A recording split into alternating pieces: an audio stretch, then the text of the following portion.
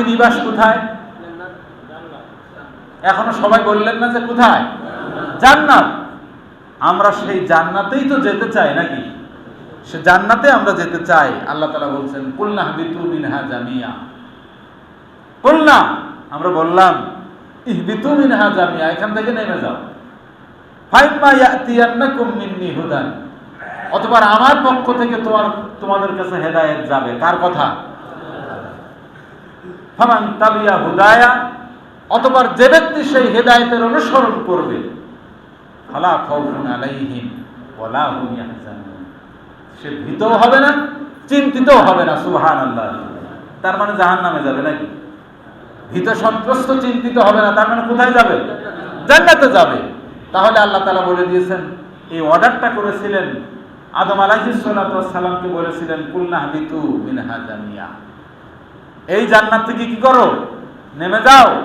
ফাইম্মা ইয়াতিয়ান্নাকুম, অথবা আমার পক্ষ থেকে মিন্নি হুদান, হেদায়েত যাবে। আল্লাহর পক্ষ থেকে হেদায়েত আসছে না ভাই? উম্মতে মুহাম্মাদের হেদায়েতের নাম কি? একটু জোরে বলেন কি? এটা জান্নাতি কিতাব। শুধু কি তাই? এই কিতাব লাউহে মাহফুজে সংরক্ষিত। সুবহানাল্লাহ। আপনি এইটাকে বাদ দিয়ে যত কিতাব বই পুস্তক পড়েন, আপনি বলেন তো দেখি কি মর্যাদা আছে? এটা লাউহে মাহফুজে সংরক্ষিত কিতাব।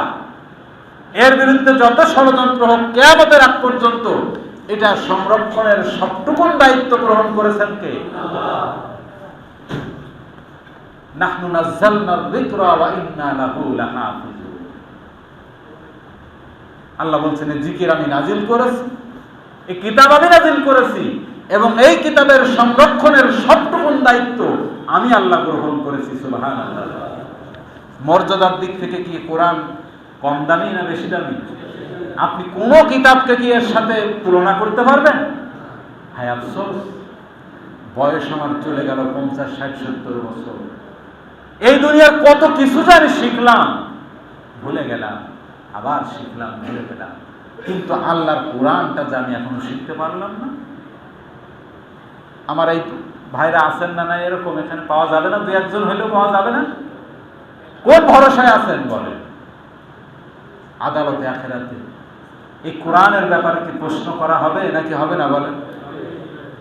কবরের আযাব যখন শুরু হবে, কোরআন ওয়ালাদের কোরআন এক পাশে গিয়ে দাঁড়াবে। সুবহানাল্লাহ। কোরআন ওয়ালাদের, আহলে কোরআন যারা দুনিয়াতে থাকবে, এই কোরআন এক পাশে দিয়ে মাটিকে স্তব্ধ করে দেবে, আসতে দিবে না। আমার প্রিয় ভাইরা, আমি তো কোরআন ওয়ালা হতে পারলাম না, তাহলে আমার কবরের ওই মাটি স্তম্ভিত করে দেবে কে গো বলেন তো? আমার এই বাহু পারবে? এর কোনো ক্ষমতা থাকবে সেদিন? কোনো ক্ষমতা। সুতরাং দুনিয়াতে কোরআন ওয়ালা হওয়ার দরকার আছে না নাই? আল্লাহ তাআলা সে কোরআনের কথাটাই বললেন। এই কোরআন আল্লাহর পক্ষ থেকে মেসেজ।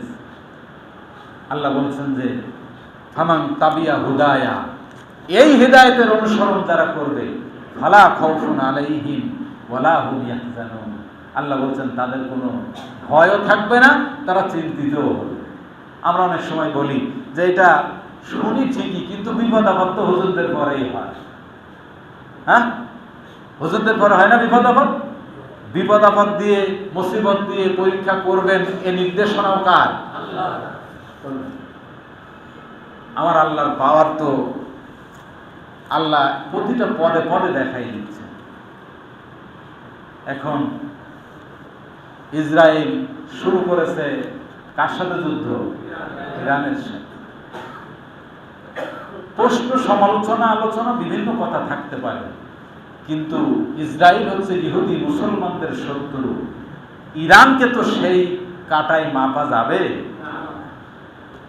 হয়তো আমরা সুন্নি মুসলিম, তারা আমাদের আর একটা গ্রুপ, তাদের সাথে ধর্মের বিভিন্ন বিষয়ে আমাদের মত পার্থক্য থাকতে পারে, কিন্তু তারা তো আমাদের শত্রু, এই কথা কি বলা যাবে? সময় তো ভাইরা, ইমানের পরীক্ষা সেখানে হচ্ছে। এই পৃথিবীতে মুসলমানরা কি দাঁড়াতে পারবে কি পারবে না? ফিলিস্তিনিদের উপরে বছরের পর বছর জুলুম নির্যাতন করে তারা সাহস সঞ্চার করে নিয়েছে। আমেরিকা তাদের এক শক্তি, বড় শক্তি। আমাদের পার্শ্ববর্তী রাষ্ট্র ভারতও এই পৃথিবীতে মুসলমানদের ঘোর শত্রু যারা, তার মধ্যে আমেরিকা আর ভারত, এরা কিন্তু এগিয়ে আছে, কথা ঠিক কিনা? আর মূল শত্রু তো ইসরায়েল তো আছে, ইসরায়েলের সহযোগী হিসাবে এই দুইটা শত্রু। সুতরাং আমাদের অন্তর, আমাদের দোয়া থাকবে কাদের জন্য? ইরানের জন্য।